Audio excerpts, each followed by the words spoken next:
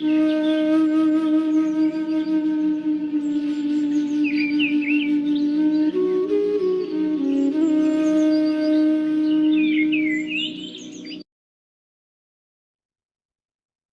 सत्राला आपण सुरुवात करूया. सागरिया फाउंडेशन संचलित स्वयंप्रेरक सादर करीत आहे प्रवास गीतेचा शोध स्वतःचा भाग 24वा, अध्याय क्रमांक 2, श्लोक क्रमांक 59 आणि 60. स्वयंप्रेरकचे आदर्श असलेले छत्रपती शिवराय आणि स्वामी विवेकानंद यांच्या स्मृतींना वंदन. येत्या 12 जानेवारीला स्वामी विवेकानंद यांची जयंती आहे आणि आपल्या संस्थेचा दुसरा वर्धापन दिन स्वयंप्रेरकचा तोही आपण साजरा करणार आहोत. आपल्या संस्थेचं ब्रीदवाक्य असलेलं आपल्याला सदैव प्रोत्साहन देणार असं स्वामीजींचं वाक्य, all power with in you, you can do anything and everything. सर्व शक्ती तुझ्यामध्येच सामावलेली आहे, तू सर्व काही आणि काहीही करू शकतोस. भगवंताचं स्मरण करूया आणि आजच्या उपक्रमाकडे जाऊया. हात जोडू आणि प्रार्थना करूया. वसुदेव सुतं देवं कंसचाणूरमर्दनं देवकी परमानन्दं कृष्णं वन्दे जगद्गुरुम्. ओम श्री परमात्मने नमः. सो आपण आजच्या श्लोकांकडे जाऊया. तर अर्जुनाने जो प्रश्न विचारला आहे की हे भगवंता, हा स्थितप्रज्ञ व्यक्ती असतो कसा, तो बोलतो कसा, बसतो कसा, याचं उत्तर भगवंत देत आहेत. आणि मागच्या श्लोकामध्ये भगवंताने आपल्याला काही गोष्टी सांगितलेल्या आहेत की हा स्थितप्रज्ञ म्हणजे त्या कासवासारखा असला पाहिजे किंवा असतो, की जो विषयांमध्ये असला तरी तो हवा तेव्हा त्या विषयांमधनं बाजूलाही येऊ शकतो. त्याचा तेवढा कंट्रोल त्याच्या इंद्रियांवरती आहे. आता हे सगळं ऐकायला छान वाटतं, परंतु ज्याला प्रत्यक्ष जीवनामध्ये उतरवण्याची वेळ येते त्यावेळेला मात्र गडबड होते. त्या अभिमन्यूसारखी, की आपण आवेशाने की आता मला सगळं समजलंय आणि मी हे सगळं करू शकतो असं म्हणून या प्रपंचामध्ये येतो. आणि प्रपंचात आल्यानंतर ह्या इंद्रियांचा वेग इतका प्रचंड आहे की आपण कधी भाळले जातो हे समजतच नाही. आणि मग पुन्हा ते पाय जे आहे आत पोटात घ्यायचे हे काय आपल्याला लक्षात येत नाही. आता ह्याच्यामध्ये कासवाचं उदाहरण ज्याला भगवंत देतो हे रूपक आहे किंवा हा दृष्टांत भगवंताने दिलाय. तर ते कासवाची जी पाठ आहे, जी अतिशय टणक आहे, की ज्याच्यावर कितीही आघात झाले तरी त्याच्या आतमध्ये असलेल्या कासवाच्या शरीराला कोणतीही इजा पोहोचत नाही. आणि कासवाचं जे खालचा भाग जो आहे, त्याचा पोटाचा भाग, त्या दोघांच्या मध्ये बरोबर ते पाय असतात. ज्या वेळेला त्याला आजूबाजूला सेफ वाटतं, सुरक्षित वाटतं आणि त्याला कुठे प्रवास करायचा आहे, निर्गमन करायचं आहे, तर त्यावेळेला तो त्याचे पाय बाहेर काढतो, गंतव्य ठिकाणी पोहोचायचा प्रयत्न करतो. अचानक जर एखादी काही संकटाची चाहूल त्याला लागली तर तो त्याच ठिकाणी कासव लगेच आपले पाय आतमध्ये घेतो. मग त्या वरती असलेल्या शेलला, त्या कवचाला कुठलाही आघात झाला तरी त्याला इजा होत नाही. हे कवच जे आहे ते कवच बुद्धीचं आहे. मानवाच्या दृष्टिकोनातून विचार करता ते जे कवच आहे ते बुद्धीचं आहे. हे 6 पाय जे त्या कासवाचे आहेत, हे पाय, ते 4 पाय जे आहेत ते त्याच्या इंद्रियांचे आहेत. जे इंद्रिय नाक, डोळा, त्वचा, कान, ही जी इंद्रिय आहेत, ही इंद्रिय सतत त्याच्या विषयांकडे धावत असतात. इंद्रियांचे विषय काय? मागे आपण बघितलं की डोळा ज्यावेळेला एखादी गोष्ट पाहतो, एखादा निसर्गरम्य चित्र पाहतो किंवा एखादी निसर्ग वास्तू पाहतो, त्यावेळेला त्याला सुखावलं जातं. पण हे सुखावणं कोण सुखावतं? तर डोळा नाही सुखावत. सुखावणारं असतं मन. मग हे मन त्या इंद्रियांच्या द्वारे आपल्या ज्या काही इच्छा असतील, डिझायर्स असतील, त्या कंप्लीट करून स्वतःचं सुख शोधत असतं. मग ही सगळीच इंद्रिय जी आहेत त्या इंद्रियांचा विषय, म्हणजे डोळ्याचा विषय काय आहे तर पाहणं. कानांचा विषय काय आहे तर ऐकणं. त्वचेचा विषय काय आहे? स्पर्श. नाकाचा विषय काय आहे? सुगंध किंवा वास जो आहे तो. जिभेचा विषय काय आहे? तर चव. हे त्या इंद्रियांचे झाले विषय. तर ही इंद्रिय जी आहेत, ही या विषयांच्या माध्यमातून मनाला सुखी करण्याचा प्रयत्न करतात, की माझं मन फार अस्वस्थ आहे. अशा वेळेला मी एखादं चांगलं गाणं ऐकून माझं मन शांत करण्याचा प्रयत्न करतो. म्हणजे काय? तर कानांच्या विषयाद्वारे माझ्या मनाला सुखी करण्याचा प्रयत्न. एखादी चांगली गोष्ट पाहण्याचा प्रयत्न करतो. या अशा प्रकारे. तर ते आपण मागच्या श्लोकामध्ये भगवंतांनी आपल्याला कासवाच्या दृष्टिकोनातनं हे आपल्याला सांगितलं. तर ज्याची बुद्धी म्हणजे ते कासवाचं वरचं शेल जे आहे, ते स्ट्रॉंग आहे. ज्याची बुद्धी अतिशय स्ट्रॉंग आहे, तो त्या इंद्रियांद्वारे सर्व विषयांचा उपभोग घेऊन सुद्धा ज्या क्षणी त्याला असं वाटतं, की आपली इंद्रिय ह्या विषयांमध्ये गुंतत आहेत, त्यावेळेला ही संकटाची चाहूल ज्या क्षणी लागते, त्या क्षणी या बुद्धीच्या आवरणाखाली तो स्वतःला आवरून घेतो. आणि हे भगवंतानी मागच्या श्लोकामध्ये आपल्याला सांगितलं. परंतु होतं असं, की आपण प्रत्यक्ष करायला गेलो, अगदी आपण असं समजूया, की एखाद्या देवाची प्रार्थना करतोय आपण. देवाच्या उपासनेसाठी बसलेलो आहे. अगदी आपल्याला निश्चित आहे, की आता मला देवाचं नाव घ्यायचं आहे किंवा देवाचं काय जे काय असेल ते करायचं आहे. आणि आपण बसतो, परंतु आपली इंद्रिय धावायला लागतात. मग डोळ्यांद्वारे इकडं-तिकडं बघितलं जातं. कानांच्याद्वारे वेगवेगळे आवाज कानावरती पडतात. मग डिस्टर्बन्स होतो. अनेक गोष्टी. मग मनामध्ये विविध विचार यायला लागतात. आणि मग कधी आपलं त्या देवाच्या नावावरनं लक्ष हटतं, हे आपल्यालाही कळत नाही.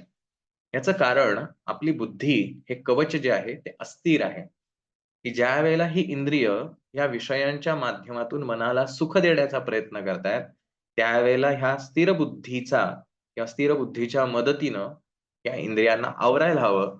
पण आपली बुद्धी ही अस्थिर असल्यामुळे ही इंद्रिय वाहवत जातात. आणि सरतेशेवटी काय रिझल्ट येतो, की अहो आम्ही खूप प्रयत्न करतो. आम्हाला सक्सेस मिळवायचा आहे, आम्हाला यशस्वी व्हायचं आहे. आम्हाला व्हॉटएव्हर जे काही आनंद हवा आहे, काहीही जे मिळवाय पण ते मिळतच नाही हो. आम्ही खूप कष्ट करतोय.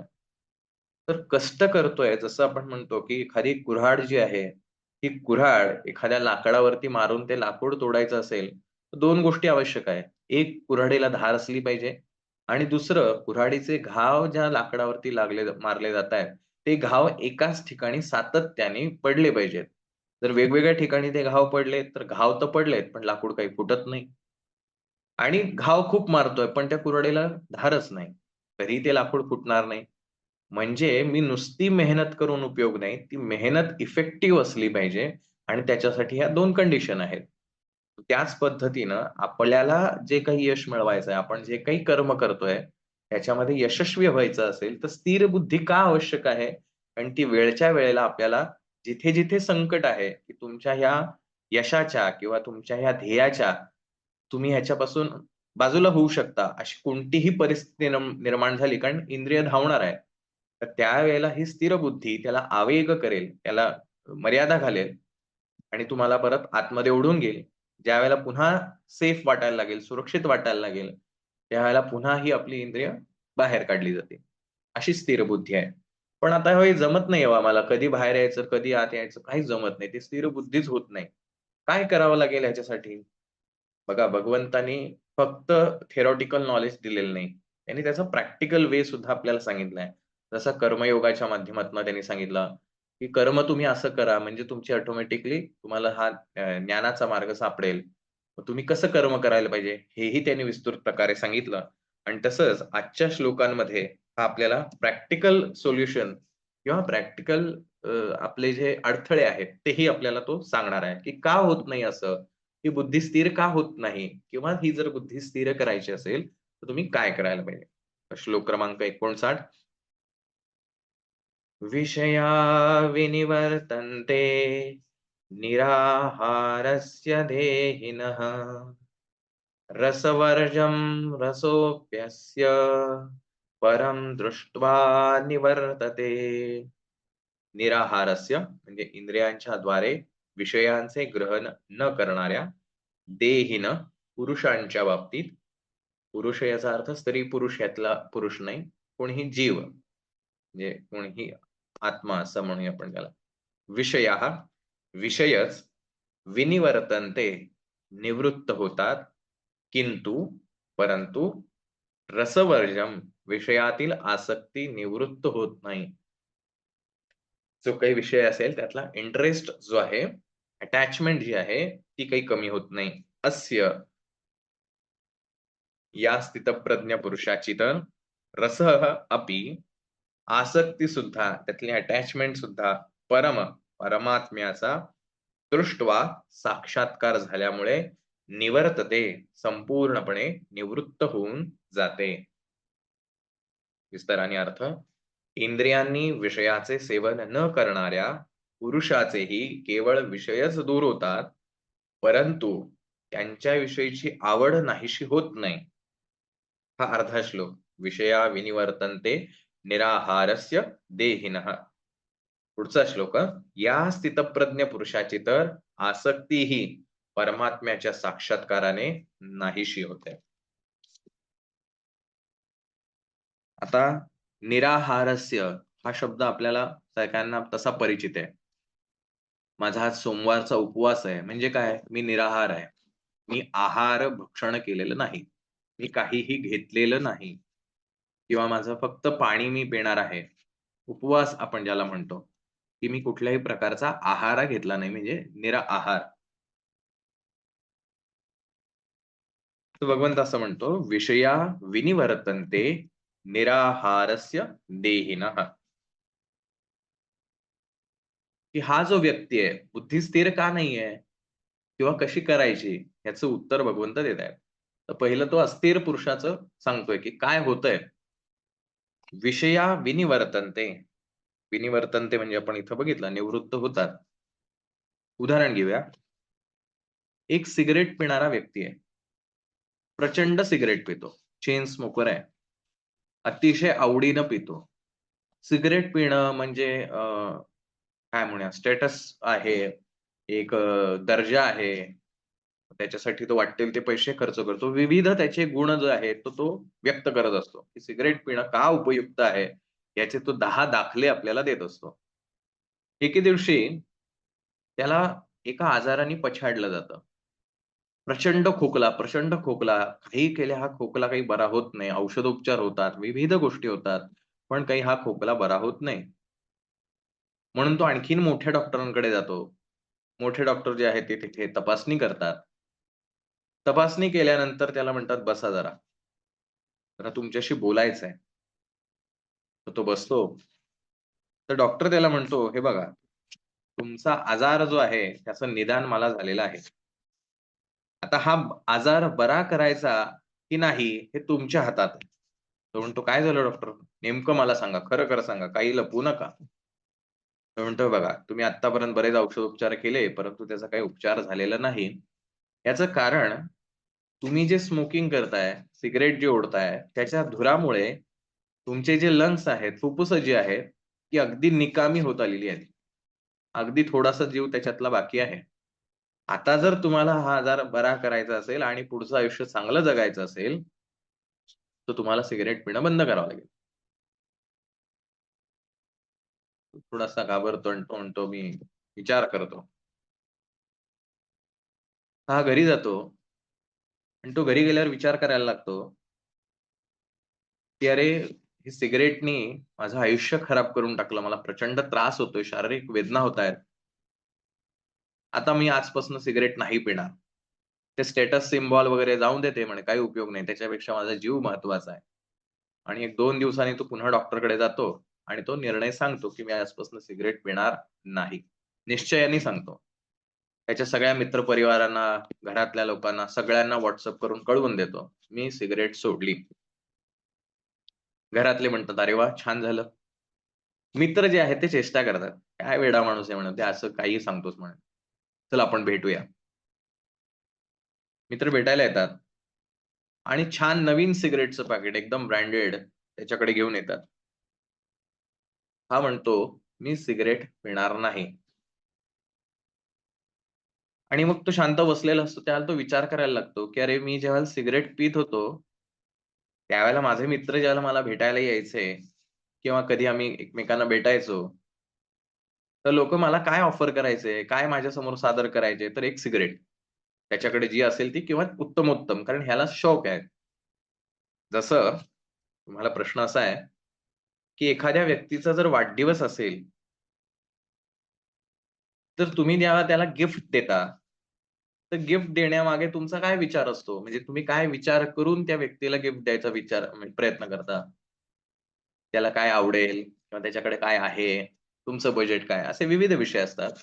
परंतु त्याच्या अनुषंगाने ज्याचा वाढदिवस आहे, त्याच्या अनुषंगाने विचार करताना कोणता विचार तुमच्या मनात येतो? बघा म्हणजे प्रामुख्यानं एक तर आपल्या खिशातले पैसे किती आहेत आणि त्या तुल्यानेच आपल्याला त्याला द्यायचंय आणि दुसरं आपण जी गोष्ट देणार आहे, ती त्याच्या आवडीची आहे की नाही? किंवा त्याला ती आनंद देईल का नाही? हा साधारण विषय असतो. जे किमतीपेक्षा सुद्धा हा विचार पहिला आपण करतो आणि मग त्याच्यानुसार आपलं बजेटमध्ये कोणती गोष्ट बसतीये, ती आपण त्याला द्यायचा प्रयत्न करतो. आता हा सिगारेटवाला व्यक्ती आहे, त्याचंही असंच व्हायचं. तो ज्यावेळेला सिगारेट पीत होता, त्यावेळेला त्याला लोकं सिगारेटच ऑफर करायचे. आता त्याने सिगारेट बंद केलीये. आता काय झालं, त्याचे मित्र येतात. ते मित्रही सिगारेट पितात. परंतु त्याला कोणी विचारतच नाही. त्याला सिगारेट पाहिजे का? आणि हा मनात झुरत असतो, की "अरे माझ्यासमोर तुम्ही सिगारेट पिताय, मला कोणीतरी तरी विचारा." हे तो वाट बघत असतो, की कोणीतरी मला विचारावं सिगारेट मग मी म्हणतो ना, "हां, ठीक आहे, चला एक एक घेतल्याने काय होणार आहे?" पण कोणीतरी विचारा. पण कोणीच विचारत नाही बिचारा. कारण ऑलरेडी 2-4 वेळा झालेलं असतं आणि तसंही त्याने डिक्लेअर केलेलं असतं, की मी घेणार नाही. तुम्ही मला कितीही आग्रह केला तरी होणार नाही. त्यामुळे आता कोणी त्याला आग्रहच करत नाही. आता हे उदाहरण या श्लोकाशी जोडायचं आहे, की मी उपवास करायचं ठरवलंय. हां, पुन्हा आपण थोडंसं आणखीन आहे. ज्यावेळेला मी उपवास करायचा ठरवतो, नेमकं त्याच वेळेला मला लोकं ऑफर करतात. हे खा, ते खा, मग असं खा, तसं खा किंवा आपल्याला सुद्धा भूक लागते. प्रचंड भूक लागते. इतर वेळेपेक्षा त्या दिवशी जास्ती भूक लागते. 4 वेळा खावंसं वाटतं. याचं कारण असं भगवंतानी दिलंय, "विषया विनिवर्तन्ते निराहारस्य देहिनः" की त्या व्यक्तीनी तो जो विषय आहे इंद्रियांचा, आता हा विषय कशाशी आहे? तर जिभेशी निगडीत आहे. है ना? की जिभेच्या चवी खातर ती गोष्ट आपण जेवण करत असतो. तर त्याची इच्छा सोडलेली आहे. म्हणजे तो खायचं नाही असं ठरवलंय. परंतु प्रत्यक्षाने तो जिभेने खात नाही. परंतु मनामध्ये तो विषय काही त्याला सोडवत नाही. आणि मग जरा कुठे सुगंधित एखादा पदार्थाचा वास आला, की त्याचं मन हुरळून जातं. अरे, मला खूप खायची इच्छा आहे रे, पण आज उपवास आहे. मग ते उपवास आहे म्हटल्यावर साबुदाणे वडे तर व्हायलाच पाहिजेत. ते बुद्धी सांगते, "अरे, ते आहारासाठी चांगलं नाही. ते राहून दे." साबुदाणा वड्याची चव काय सांगावी? विषय सुटलेला नाही. आहार घ्यायचं नाही असं बुद्धीने ठरवलं, जिभेच्या द्वारे हा जो विषय ग्रहण केला जातोय, तो मला नाही घ्यायचा. परंतु मन कुठे बदललंय? मन अजूनही त्याच विषयांमध्ये, त्याच इंटरेस्टमध्ये अडकलंय. मग मला अजिबात खायचं नसतं, पण ते समोर सगळे खाताना बघून मला काश मला आज मिळालं असतं खायला तर, आज माझा नेमका उपवास नसता तर. बुद्धी अस्थिर होण्याचं कारण असं बाह्य दृष्टीनं, भौतिकदृष्ट्या इंद्रियांचा विषय कट करण्याचा किंवा इंद्रियांचा विषय आपण रद्द करण्याचा, बाद करण्याचा पूर्ण प्रयत्न करतोय. परंतु ही फक्त बाह्य कृती होतीये. आतमधनं मन मात्र तसंच आहे. एखाद्या वेळेला आपण आजारी पडलो असू, अगदी खायची इच्छा उडालेली असते आपल्याला. काहीच नकोसं वाटत असतं. जेवण कडू लागतं किंवा इच्छाच होत नाही काही खायची. प्रचंड म्हणजे बऱ्याच वेळेला उलटी होत असेल, तर आपल्याला ते खूप त्रासदायक होतं. नको बाबा काही खाल्लं तर मला त्रासच होतो. प्रत्यक्ष आपण खात नाही. पण त्याच वेळेला नेमकी कोणीतरी पाणीपुरी केली असेल, आपल्या समोर ते खात असतील. आपल्याला खायचं नाही माहिती आहे आपल्याला, कारण आपण खाल्लं तर त्रास होणार. अरे यार, आज पाणीपुरी माझी चुकली की माझ्या त्रासामुळं. हा मनातला विचार तसाच राहील, की इंद्रिय जे आहेत, ही इंद्रिय त्याच्यापासून डिटॅच होत आहेत. परंतु जे इंद्रिय त्या मनाला सुख देत असतं, त्या मनाचा विषय डिटॅच नाही झालेला. तिथली आपली आसक्ती कमी झालेली नाही. आणि म्हणून आपल्याला वाटतं, की अरे मी हे सगळं करतो आहे, परंतु हे फक्त बाह्यदृष्टीने होतंय. मनामध्ये मात्र तेच सगळे विषय आहेत. अभ्यास करत असताना मला काहीही ऐकायला नाही यायला पाहिजे म्हणून मी दारं बंद करतो. सगळीकडचं सगळ्या गोष्टी बंद करतो. अगदी बरेच लोकं तर ते एअर मफ पण लावतात, की जेणेकरून नॉईज लेव्हल पण कमी व्हायला पाहिजे. पूर्ण फोकस माझं अभ्यासावर व्हायचं असलं पाहिजे. अभ्यास करायला बसतो सुद्धा, पण मनातले विचारांचे आवाज इतके काही यायला लागतात, कारण बाहेरून इंद्रिय बंद केलेली आहेत, परंतु आतमधल्या मनाचा जो विषय आहे, तो कुठे बंद झालाय. आणि मग मी खूप वेळ अभ्यास करतो. अगदी मी म्हणतो, "अरे, मी सगळं केलं आता एकदम नॉईज प्रूफ करून ठेवलेलं आहे मला, की कुठलाही प्रकारचा आवाज येणार नाही. मन लावून अभ्यास करायचा आहे." पण मनामध्ये सगळ्या विषयांच्या गोष्टी चालू आहेत. मग आज जेवायला काय केलं असेल?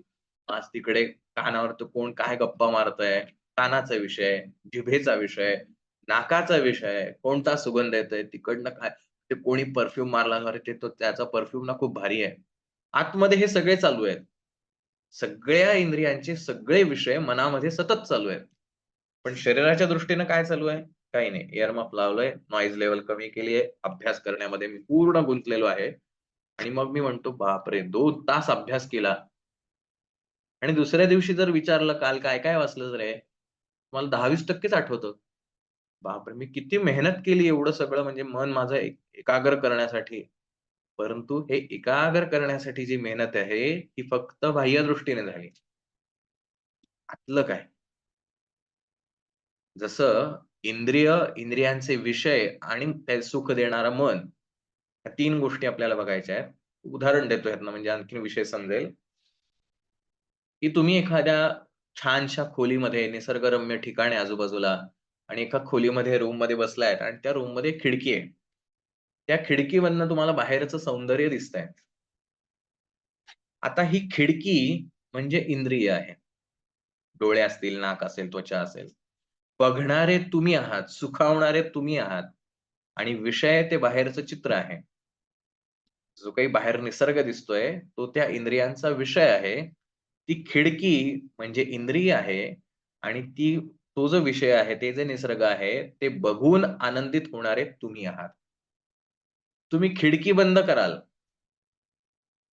पण बाहेर काय चालू असेल रे? असा विचार मात्र बंद होतच नाही. मग बाहेर कोण आलं असेल का? जरा उघडून बघतो खिडकी. विचार येतो स्वाभाविकपणे. इंद्रिय बंद आहेत. मी ध्यानाला बसतोय. डोळे बंद केलेत. इंद्रिय बंद आहे. परंतु इंद्रियाचा बघण्याचा जो विषय आहे, तो माझ्या मनामध्ये तसाच चालू आहे. विषया विनिवर्तन्ते निराहारस्य देहिनः. की हा जो व्यक्ती आहे, त्याची बुद्धी स्थिर का नाही होत आहे? कारण तो फक्त बाहेरच्या गोष्टी बंद करतोय. आतल्या गोष्टींपासून तो अजूनही विभक्त झालेला नाही. त्याच्यासाठी कुठलेही प्रयत्न त्याच्याकडनं होत नाहीयेत. तो फक्त बाहेरचे कान कसे बंद करता येईल, डोळे कसे बंद करता येईल, नाक असे बंद करतो, की कोणाचा कसलाच वासच नाही यायला पाहिजे मला. जिभेवरती तर मी इतका कंट्रोल ठेवतोय, की काही खाणार नाही मी. पण ते समोर एखादा छानसा गोड पदार्थ दिसला, मस्त ती बालुशाही, मैसूर पाक, अरे आहाहा! खायला पाहिजे रे. पण नाही ना, खायचं नाही ना मला. मग अशा वेळेला काय होतं, ठीक आहे रे, एक खाल्लं तर काय होतं? म्हणजे अगदी पुन्हा एक उदाहरण घेऊया. पण विषय सविस्तर समजणं आवश्यक आहे असं मला वाटतं. एक व्यक्ती आहे, ज्याला डायबिटिक डिटेक्ट झालेला आहे, मधुमेह आहे.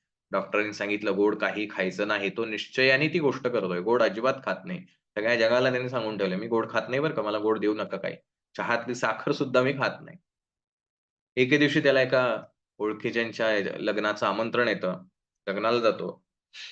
लग्न लागतं, जेवणाच्या ठिकाणी येतो आणि बघतो तर काय, एका मस्त गुलाबजामची ढेप रचलेली किंवा गुलाबजाम रचलेले आहेत सगळ्यांना आणि ते बघता क्षणी त्याचं मन हरवतं. ठीक आहे रे, आज थोडंसं खाऊया. आणि ते थोडंसंच्या नादात कधी 3-4 प्लेट होतात कळत नाही. अहो, ते तुम्ही गोड खाणार, रोज तर खात नाही ना, एक दिवस खाल्ल्याने काय होणार आहे? विषय बाहेरनं सुटलेला आहे. आतली मनाची इच्छा दाबून टाकली आहे किंवा ती इच्छा आहे, पण जबरदस्तीने त्याच्यावरती काम केलं. नाही, नाही, हे करायचं नाहीये. अशामुळे बुद्धी अस्थिर आहे. मी बाह्य दृष्टीनं सगळं काम करतोय, परंतु आतला विषय अजूनही तसाच आहे. मग मी गोळ्या औषधं घेतो, पण माझा आजार का बरा होत नाही? कारण गोळ्या औषधं बाहेरून शरीरावरती काम करतील, पण त्या शरीराच्या द्वारे ज्याच्यावरती मुख्य काम केलं जातं, तो मनातनी आपल्या भीती तशीच आहे. मनातनं त्या आजाराविषयीचं दडपण आहे ते तसंच आहे. माझा आजार बरा होईल का? अशी ही मनातली भीती हुरू तशीच आहे. पण गोळ्या औषधोपचार चालू आहेत. अहो, मी इतकी वर्ष आता डायबिटीसच्या गोळ्या खातोय. माझी शुगरच नॉर्मल होत नाही. कारण शुगर नॉर्मल न होण्याचं एक प्रमुख कारण असं आहे, की तुम्ही फक्त बाहेरून ती कृती बंद करताय. पण इंद्रियांचा जो विषय आहे, तो मात्र तसाच आतमध्ये चालू आहे. मनात गोड खाण्याची इच्छा प्रचंड आहे, पण खाता येत नाही. आणि म्हणून ही बुद्धी अस्थिर आहे.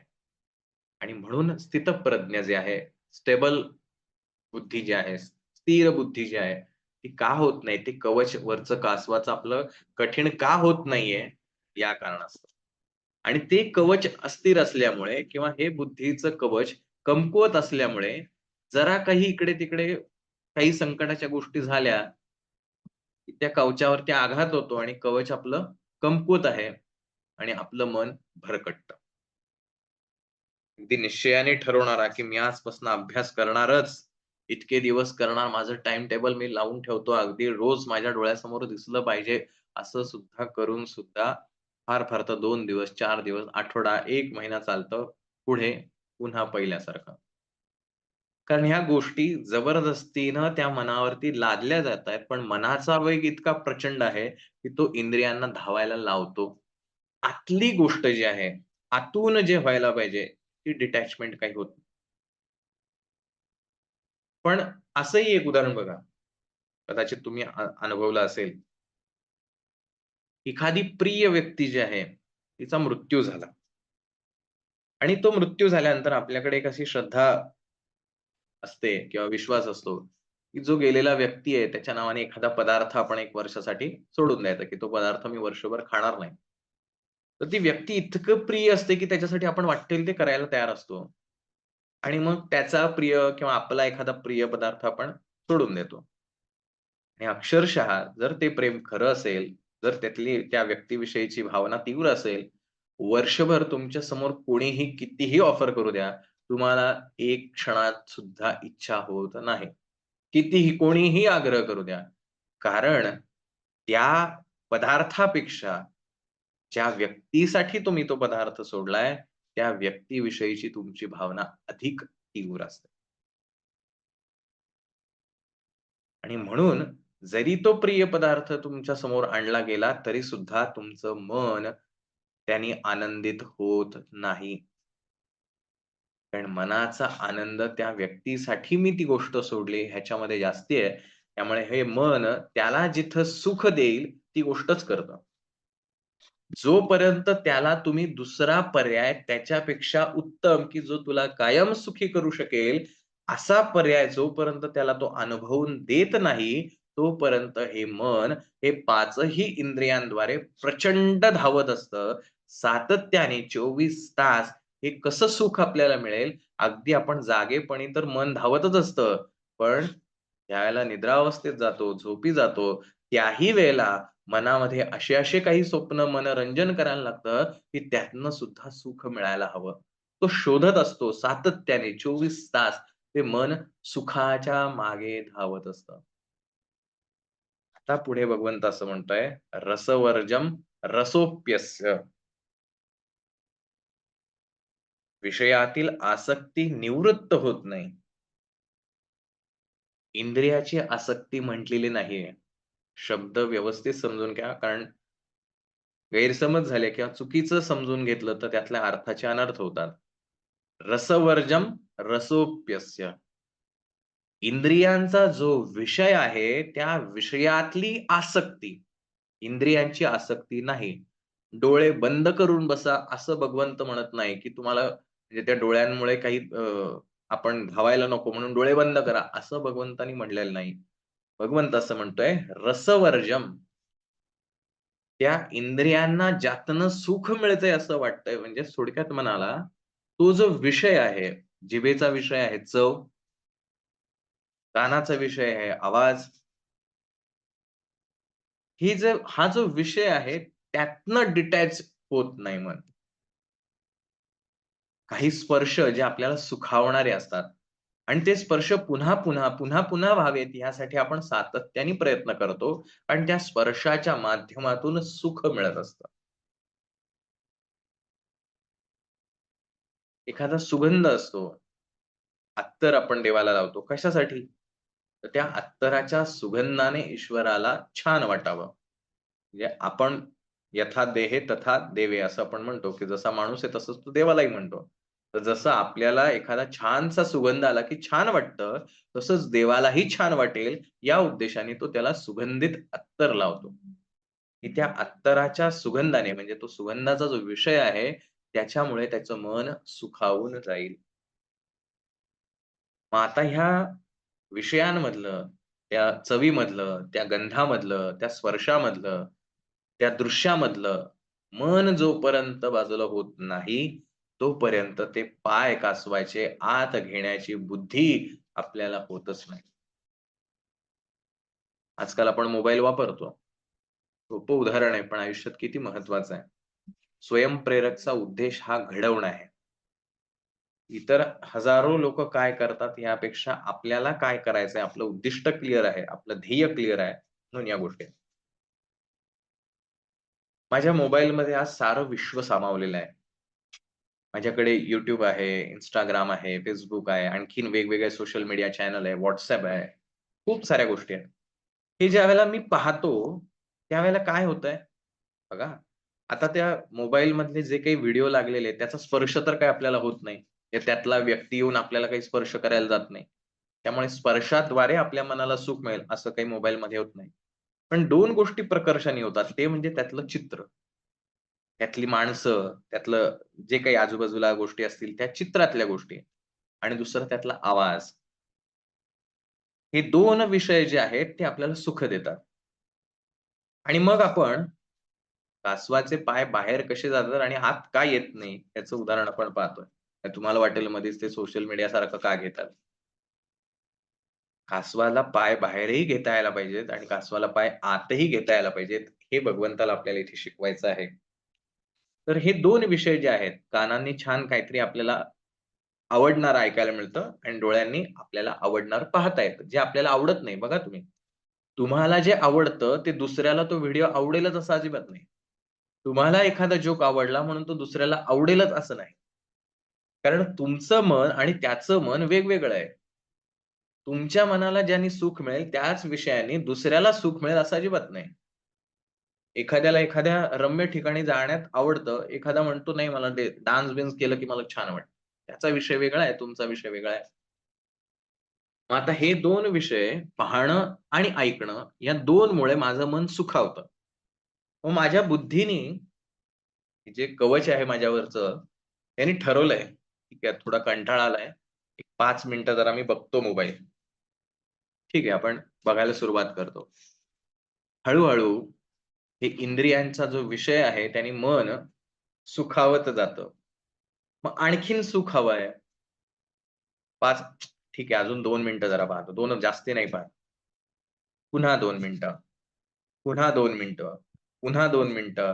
कधी अर्धा 1 तास निघून जातो तपास लागत नाही. कारण बुद्धीचं कवच कमकुवत आहे. त्यामुळे विषयांसाठी पाय बाहेर काढता आले, 5 मिनिटं बघूया हे ठरवता आलं. पण 5 मिनिटानंतर त्याला आत घ्यायची वेळ आली, की मग आता ते बुद्धीला बाजूला टाकून देतो. "गप रे तू, थांब जरा 2 मिनिटं, 2 मिनिटं." नंतर त्या बुद्धीलाच बाजूला टाकून, "अरे नाही, नाही, ते मोबाईल बघणं चांगलंच असतं." त्या कवचालाच बाजूला हटवून दिलं जातं. WhatsAppवरती आपण खूप साऱ्या ग्रुपमध्ये असतो आणि आपल्याला असं वाटत असतं, की खूप साऱ्या ग्रुपवर असणं गरजेचं आहे. जसं ते मगाशी सिगारेट पिणाऱ्या माणसाचं सांगितलं, स्टेटस असलं पाहिजे. सगळ्या ठिकाणावरून मला विविध माहिती मिळते. अजून थोडंसं क्लिअर करूया. आता तुम्ही ज्यावेळेला WhatsAppवरती एखादी गोष्ट पाहताय, तुम्ही काय म्हणला माहिती मिळते तिथनं, राइट? आता ही माहिती कोण पाहतंय? बुद्धी पाहते का तुमची? बुद्धीला डोळे दिलेले आहेत का आपल्या? नाही. म्हणजे कोण पाहतंय? Survey said eyes, right? डोळे, अजून आईज, राइट? म्हणजे डोळे हे इंद्रिय झालं.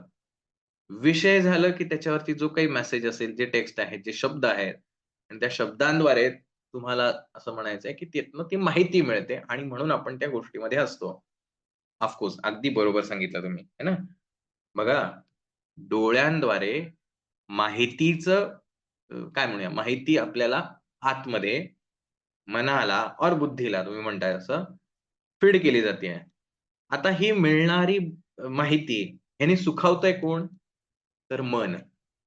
का सुखावतंय? अरे माझ्याकडे आणखीन माहिती आली. माझ्याकडे आणखीन माहिती आली. मला अजून माहिती मिळाली. मला अजून माहिती मिळाली. मग आता हे मन जे आहे, हे सुरुवातीला आपण अगदी चांगलं करत होतो, की माहिती पाहिजे. आता हे मन म्हणतंय आता तुम्ही मला माहितीच पाहिजे. तुम्ही कुठूनही आणा. मग वाटेल तेवढ्या ग्रुपवर जॉइन व्हा. वाटेल तेवढ्या सोर्सेस वापरा. मला माहीत नाही. मला ते मिळालंच पाहिजे. सगळे मेसेज आपण वाचतो का? अजिबात नाही. अगदी वाचणारे मेसेज जे असतात तेही तितके लक्षात राहतात का? अजिबात नाही. पण तरीही क्षणाचा का होईना त्या मनाला आनंद मिळतो आणि तो तुम्हाला ऑर्डर देत राहतो, की मला हा पाहिजे. मला जास्तीत जास्त ग्रुपवर जास्तीत जास्त माहिती मिळाली पाहिजे. त्या माहितीचा पर्सनल म्हणजे माहिती मिळवावी का? 100% मिळवावी.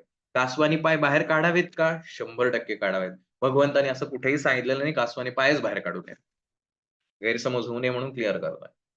भगवंत असं म्हणतोय, की वेळेला पाय बाहेरही काढता यायला पाहिजेत, वेळेला आतही घेता यायला पाहिजे. मग हा विषय जो आहे, हा विषय माझ्या मनाला सुख द्यायला लागतो. मग हा सुखावणारा विषय अधिकाधिक मिळावा, यासाठी मी सतत प्रयत्नशील राहतो. प्रसंग एक असाही येतो, कदाचित तुम्हालाही ते झालं असेल. कारण आता WhatsApp येऊन जवळपास 2009 ला सुरुवात झाली. 10 पासून ऑलमोस्ट सगळीकडे वापरायला सुरुवात केली. त्यामुळे 12-13 वर्ष झाली WhatsApp येऊन. सुरुवातीला ज्या WhatsAppचं आकर्षण होतं, आता त्या WhatsAppचं काही अंशी इरिटेशन झालंय. की अरे, ते इतके ग्रुप आहे मी बघत सुद्धा नाही. पण ते ग्रुपवर असावं लागतं रे. कधी काळी मदत होते किंवा मित्रांचा ग्रुप आहे, शाळेचा ग्रुप आहे, ह्याचा ग्रुप आहे, व्हॉटएव्हर काही पण असू दे रे. आता मला त्यातनं बाहेर पडायचंय पण पडता येत नाही रे. होतं का असं तुमच्या बाबतीत? नेहमी नाही किंवा सगळ्याच बाबतीत नाही, काही अंशी. की कळतंय मला, की मला ते खूप WhatsAppमध्ये फार जंक झालंय, की मला क्लिअर करायचं पण ते नको ठेवूया आपण. बघा आता सुरुवात कुठनं झाली होती? इन्फॉर्मेशन पाहिजे, माझं कनेक्शन व्हायला पाहिजे, सगळ्यांशी माझा कनेक्ट असला पाहिजे, म्हणून मी ती गोष्ट केली. ऑफकोर्स चांगली गोष्ट आहे. आता तो जो विषय आहे, तो ह्या मनावरती इतका हावी झालाय, की आता आपल्याला सोडायचा सोडताच येत नाही. आणि हे भगवंताला सांगायचं याचं कारण भगवंतानी सांगितलंय, "रसवर्जम रसोप्यस्य." की जरी तुम्ही सोडलत, त्या ग्रुपवर काय चाललं असेल, उगाच मी लेफ्ट केला ग्रुप. जॉइन करतो ना परत एकदा. बाहेरून त्यातला इंटरेस्ट जरी कमी झाला असं असं वाटत असलं, आतली इच्छा संपलेली नाही. मग भले मला ते युजफुल नसू द्या. दारू पिणारा जो व्यक्ती आहे, त्याला तुम्ही कितीही ओरडा, "दारू पिऊ नको, दारू पिऊ नको, दारू वाईट असते." सगळं जगातलं ज्ञान तुम्ही त्याला सांगा. तो काही दारू सोडायला तयार होत नाही. बरं यदा-कदा काही कारणाने तुमचं ऐकून कुठल्यातरी गोष्टीने त्याने दारू सोडलीही. कधी काळी पुन्हा काही भांडण झालं किंवा पुन्हा तसा काही परिस्थिती, प्रसंग निर्माण झाला. मित्रांनी ऑफर केली, "ठीक आहे रे, एकदा घेतो." परत एकदा घ्यायला लागलं, की परत कधी किती वेळ घेईल काही सांगता येत नाही. तो म्हणतो, "अरे मला घ्यायची नसते. मी अगदी ठरवलेलं असतं, पण मी बाहेरच येऊ शकत नाही."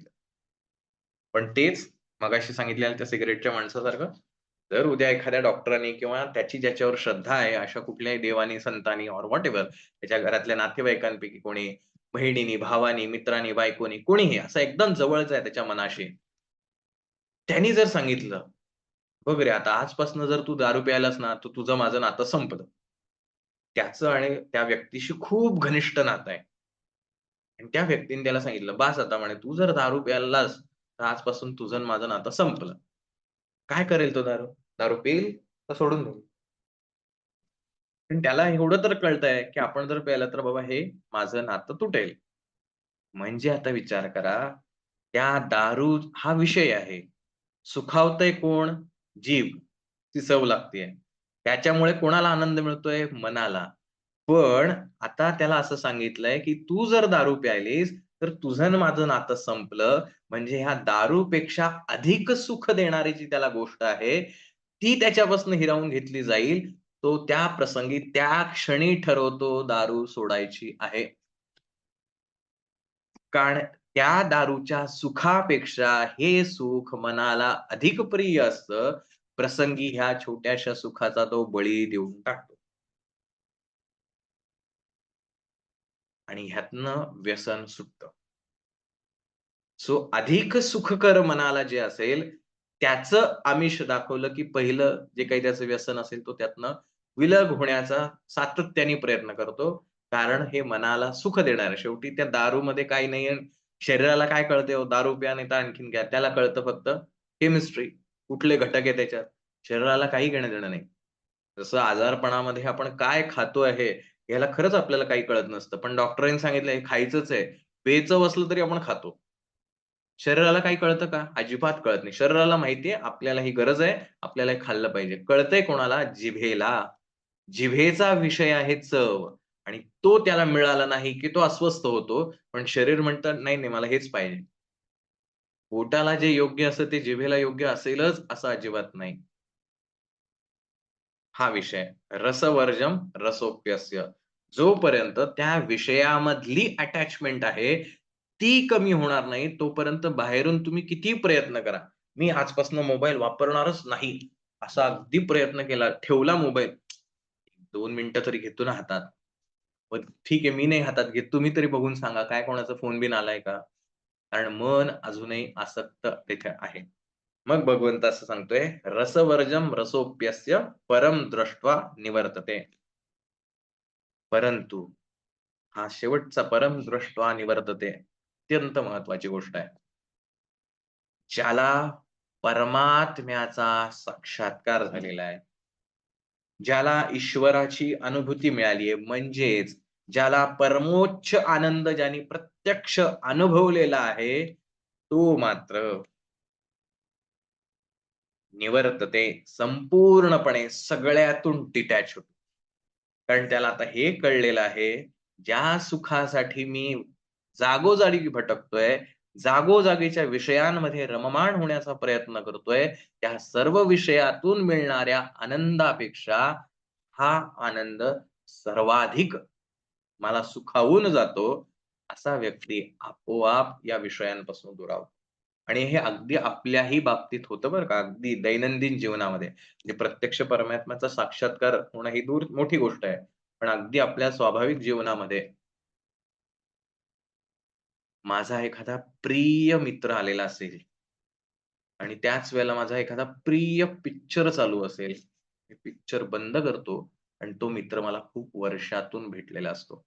त्या पिक्चरमधल्या मिळालेल्या सुखापेक्षा मित्राच्या भेटण्याने मिळणारं सुख मला अधिक असतं. मी त्या पिक्चरचा सहज त्याग करतो. मला दुःख होत नाही. परम दृष्ट्वा निवर्तते. पिक्चरही बंद केला आणि पिक्चरमधली जी अटॅचमेंट होती माझी, तीही त्या क्षणी गळून पडली. मला त्यासाठी नाही आता मला पिक्चर बघायचा नाही बरं का, आता माझा मित्र येणार आहे, मी आता काही बघणार नाही, असं होत नाही. कारण त्यातून मिळणाऱ्या आनंदापेक्षा माझ्या मित्राला भेटण्याचा आनंद अधिक श्रेयस्कर वाटतो. किंवा एखादी छानशी आवडीची सीरियल चालू आहे, पण आत्ता नेमकं माझं सेवा करायची वेळ झालेली आहे. सीरियल आपोआप बंद जाते, देवाकडे मन वळतं. भले ते देवामध्ये रमतं की हा वेगळा विषय होईल. पण मी टीव्ही बंद करून त्या देवाच्या जवळ जाऊन बसतो. कारण आत्ता माझ्यासाठी ती महत्त्वाची गोष्ट आहे. म्हणजेच ही बुद्धी आपोआप त्या पायांना आवरून घेते. जे पाय त्या सीरियलद्वारे सुख शोधण्याचा प्रयत्न नाही, नाही, हे आत्ता योग्य नाही, आत्ता हे करायचं. मग विचार करा, ज्याला हा ईश्वरी अनुभव मिळालेला आहे, त्याला जगातल्या कुठल्याही गोष्टीमध्ये इंटरेस्ट राहत नाही. म्हणजेच ज्ञान का परमश्रेष्ठ आहे, की ज्याला हे ज्ञान झालेलं आहे, सांख्ययोग श्लोक क्रमांक 12 पासून श्लोक क्रमांक 25 पर्यंत. मी नेमका आहे कोण? माझं अस्तित्व म्हणजे हे शरीर नाही. माझं अस्तित्व म्हणजे हे मन नाही. मी म्हणजेच तो परमपिता परमेश्वर आहे. याची अनुभूती ज्याला झालेली आहे, तो ह्या विषयांमध्ये रमत नाही. पण ह्याचा अर्थ असा नाही, कारण अर्जुनाला हाच प्रश्न पडलाय म्हणून तर त्यांनी विचारलंय, की स्थितप्रज्ञ व्यक्ती असतो कसा? तुम्हाला ज्ञान झालं म्हणजे तुम्ही कुठलीही गोष्ट एन्जॉय करत नाही असं अजिबात नाही. सगळ्या गोष्टी तुम्ही एन्जॉय करता. तुम्ही पिक्चरही बघू शकता, तुम्ही फिरायलाही जाऊ शकता, तुम्ही चहा, कॉफी, मित्र-मैत्रीण काय वाटेल ते करू शकता. पण त्या सगळ्यांमध्ये तुम्ही कधीच अटॅच होत नाही. सगळं करता तुम्ही. कारण असे श्लोक ऐकल्यानंतर गीता ऐकायची नाही किंवा बऱ्याच वेळेला गीतेचे फोटो सुद्धा त्या महाभारताचे फोटो जे असतात ते घरात लावू नये, युद्धाचा प्रसंग असंही आपल्याकडं आपण सांगतो.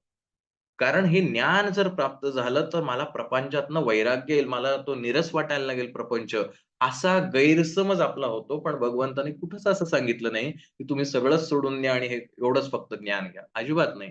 तो म्हणतो, "परम दृष्ट्वा निवर्तते."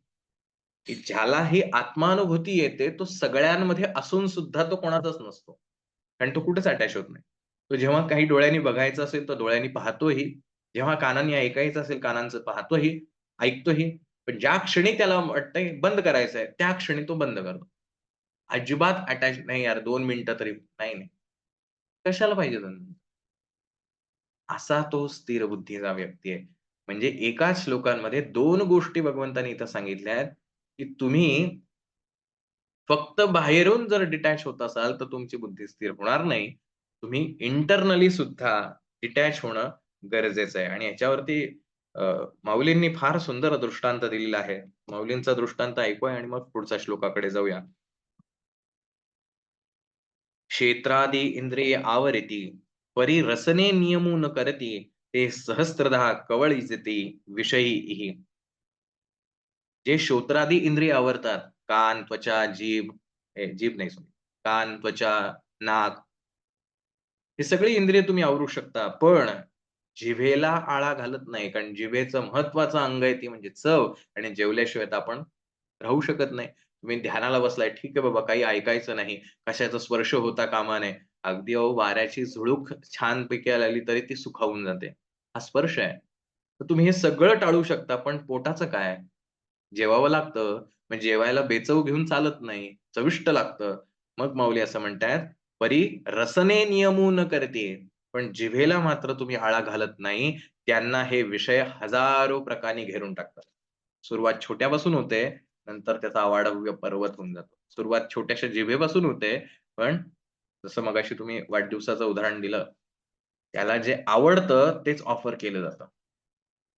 तुम्हाला हे आवडतंय म्हटल्यावर सातत्य अहो, ते मी किती ठरवतो, की मला ही गोष्ट करायचीच नाही, पण सारखं माझ्या डोळ्यासमोर तेच येतंय. कारण हे जे ठरवताय, ही जी कृती करताय, ती फक्त बाहेरून चालू आहे. फक्त बौद्धिक स्तरावर चालू आहे. प्रत्यक्षात मनाला ती गोष्ट अपेक्षित नाही, कारण मनाला तसं ट्रेनच केलेलं नाही.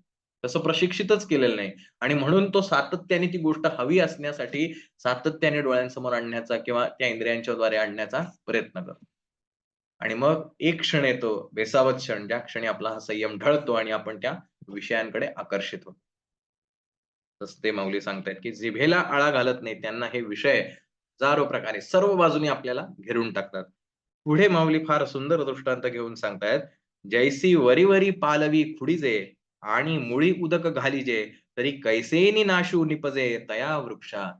की अहो तुम्ही झाड तोडायचं म्हणताय आणि फांद्यांची छोटी-छोटी पालवी जी काय असेल ती तोडत बसलाय आणि इकडे मुळाला पाणी घालताय. कसा काय तो वृक्ष निपजेल? तो कसा उन्मळून पडेल?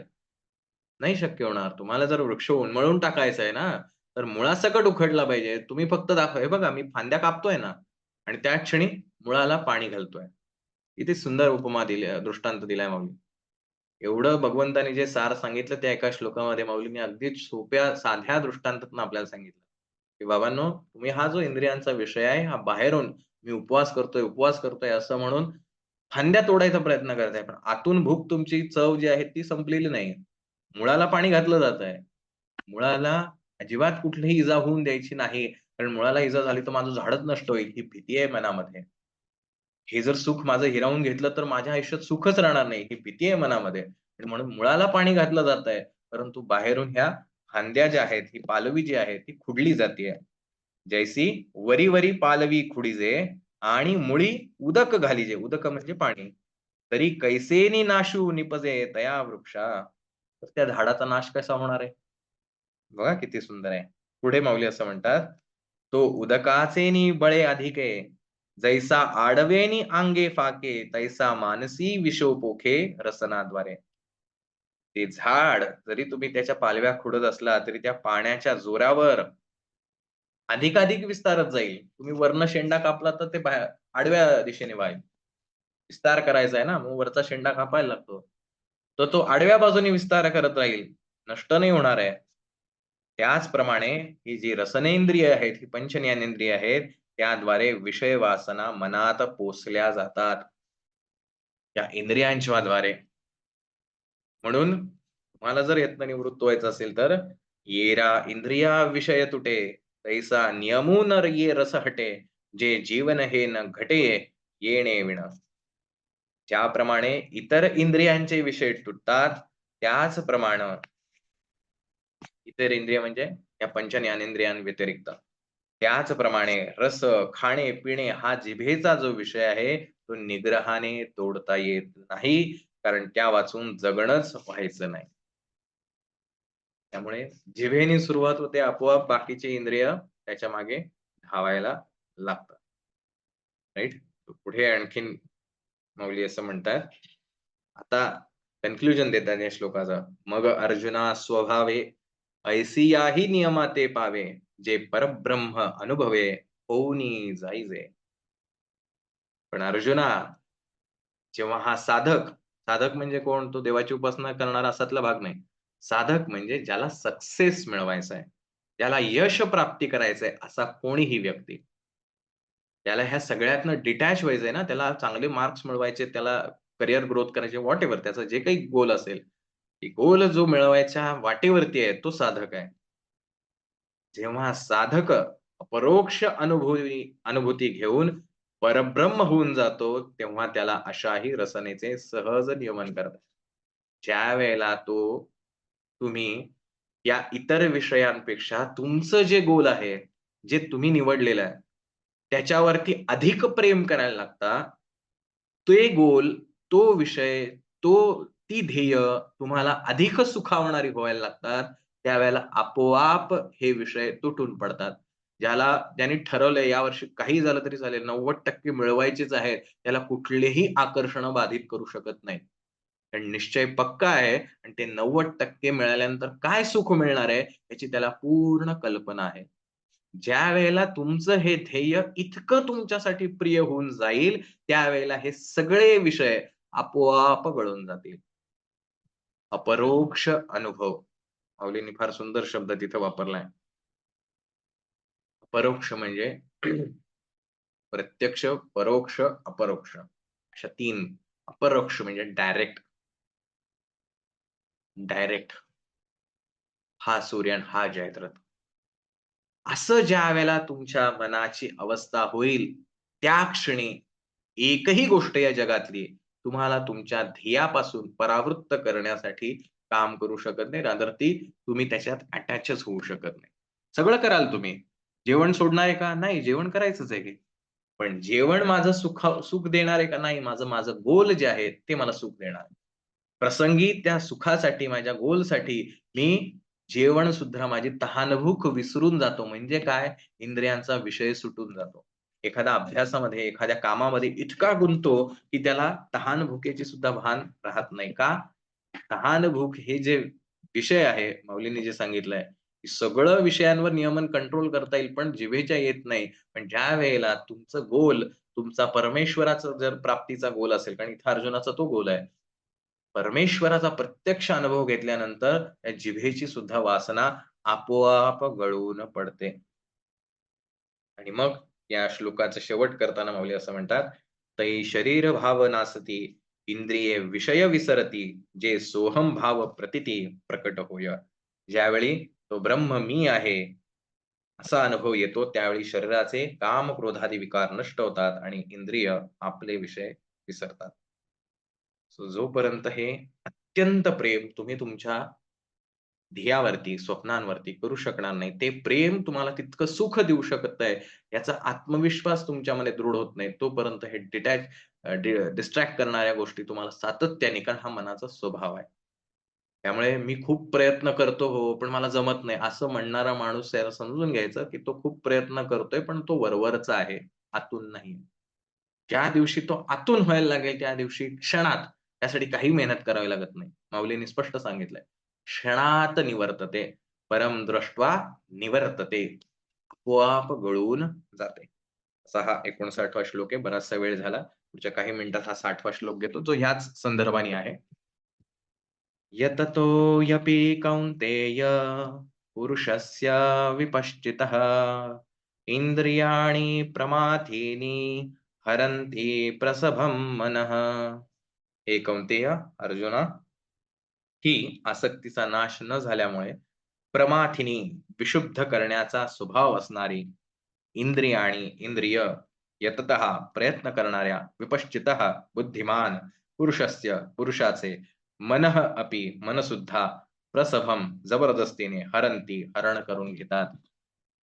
मग ज्याचं ही मनातून इच्छा, आसक्ती मिटलेली नाही, बाहेरून तो जबरदस्तीनं ह्या सगळ्या इंद्रियांना आवरण्याचा प्रयत्न करतोय, असा कितीही बुद्धिवादी, प्रखंड प्रचंड प्रेरित होऊन बुद्धीने ठरवतोय, की येस मला आता हे करायचंच आहे.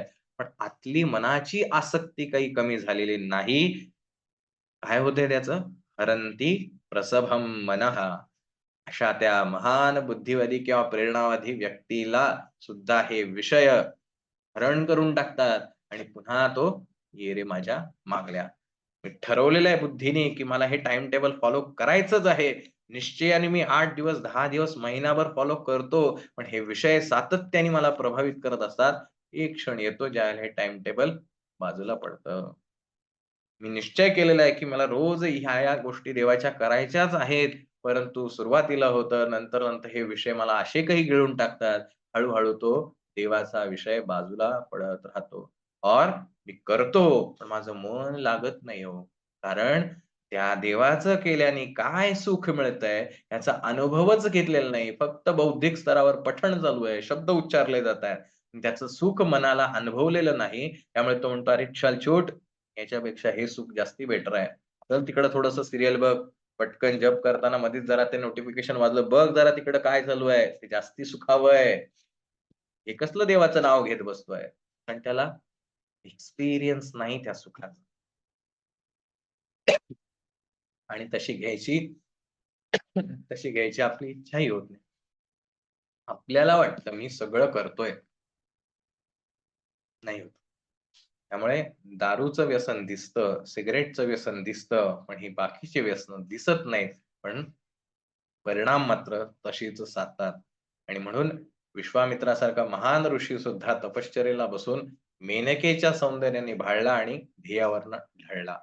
अनेक आपल्याला अशी लोकं दिसतात आयुष्यामध्ये. आपल्याही आयुष्यात असे अगदी आपण सगळं आपणच ठरवत असतो. कोणी दुसरा ठरवत नाही. आपल्याला कोणी फोर्स केलेला नसतो, की हे उपवास अरे तूच ठरवलं ना.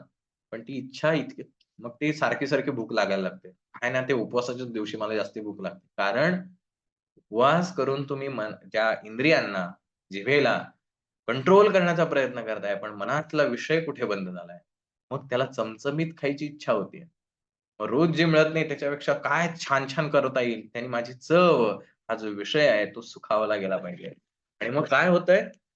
ज्ञानेश्वर माऊलींनी 3ऱ्या अध्यायात फार सुंदर त्याला दृष्टांत दिलाय. तो आता सांगतो, की आम्ही ती चूल जी आहे, जी पेटलेली आहे, ती चूल आम्हाला विझवायची आहे. त्या विषयांचं अट्रॅक्शन जे आहे ते विझवायचं आहे.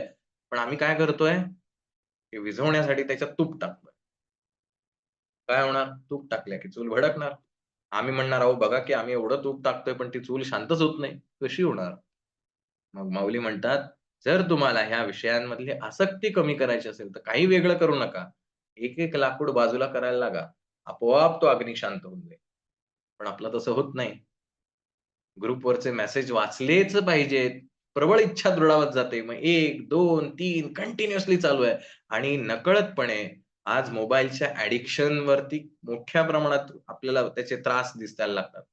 ज्या लहान मुलाला मोबाईल देऊन बघा आमचा मुलगा कसा छान मोबाईल बघत जेवतो, असं कौतुकाने म्हणणारे आपण थोड्याच महिन्यानंतर अहो ते मोबाईल सुटतच नाही हो, सारखा त्याला मोबाईल लागतो. हे म्हणणारे सुद्धा आपणच असतो. कारण एकदा चूल पेटवली आपल्याला छान वाटतंय चूल पेटवल्यानंतर बघा कसं शिजतंय, पण आता ती चूल शांतच होत नाही. पेटतच चालली आहे. कारण हे विषय असेच आहेत. हे मन असंच धावतंय. त्याला शांत करण्याचं टेक्निक आपल्याला कोणीच सांगितलं नाही. रादर सांगितलंय, पण आपले इम्प्लिमेंट करत नाही. सो असा भाग आहे. त्यामुळे व्यसन लागणं आणि व्यसनातनं बाहेर पडणं. एक वेळ व्यसन लागणं सोपं आहे. व्यसनातनं बाहेर पडणं खूप मुश्किल आहे. अशी व्यसनं ही सोशल मीडिया ह्याचं न दिसणारं व्यसन आहे. पण त्याचे काय म्हणूया पडसाद जे आहेत, ते सगळ्यांना अनुभवायला येतात. त्याचा त्रासही होतो. पण सोडवायचं कसं? आमचा कंट्रोलच नाही. आमचे पाय आतच येत नाही हो. खूप प्रयत्न करतोय आत यावे म्हणून. येतच नाही. कारण आम्हाला त्या विषयांनी आता ग्रासून टाकलेलं आहे. आमचा आतला आवाजच दाबून टाकलेला आहे, की आम्ही बाहेरच येत नाही. सो सोशल मीडिया हा सगळं तुमच्या हिताचा आहे. सगळं मान्य आहे. कंट्रोल कधी येणार? आतनं कंट्रोल व्हायला पाहिजे. बाहेरनं करून काहीच उपयोग होणार नाही. भगवंताने आपल्या त्यामुळे ज्ञान घेतल्याने माणूस नीरस होतो. असा जो एक समज आपल्या समाजामध्ये लोकांनी करून ठेवलेला आहे, असं काहीही होत नाही. ज्ञान घेतल्यानंतर माणूस अधिक आनंदाने गोष्ट जगू शकतो आणि म्हणून जो ज्ञानी व्यक्ती आहे और लहान बाळ जे आहे, तान्हं बाळ, अगदी काही महिन्यांचं, हे दोघंही परमानंदी असतात. लहान बाळ सातत्याने आनंदी असतं आणि म्हणून लहान बाळात आपण परमेश्वराचं रूप पाहतो. तो सदैव आनंदी आहे, ते लहान बाळ आहे. पण जसे-जसे हे विषय त्याच्या आयुष्यात यायला लागतात, तसं-तसं त्याचा आनंद हा बदलायला लागतो. मग ह्या विषयांद्वारे तो आनंद मिळवण्याचा प्रयत्न करतो आणि खऱ्या आनंदाला मुकत राहतो. म्हणून असं म्हणतात, की मनुष्य जीव ज्यावेळेला जन्माला येतो, त्यावेळेला तो आईच्या गर्भात असताना सोहम, सोहम, सोहम असं म्हणतो, की मीच तो आहे, तो म्हणजे परमेश्वर. आणि म्हणून तो परमआनंदी असतो, सुखाच्या अधीन असतो. पण जसंही तो आईच्या पोटातनं बाहेर येतो, त्या क्षणी तो रडायला लागतो. कोहम, कोहम, मी कोण आहे? मी कोण आहे? आणि तो विषयांमध्ये गढून जातो. मग नंतर-नंतर त्याला वाटतं हे विषय म्हणजेच मी आहे. आणि त्याच विषयांमध्ये इतका गूढ होऊन जातो, त्याचा अहंकार बळावत राहतो. हळू-हळू त्या विषयांमधलं खोलपणा जो आहे, तो त्याच्या डोळ्यांसमोर यायला म्हणजे त्याच्या समोर यायला लागतो. आता ह्यातनं बाहेर पडायचंय, कसं पडायचं माहीत नाही.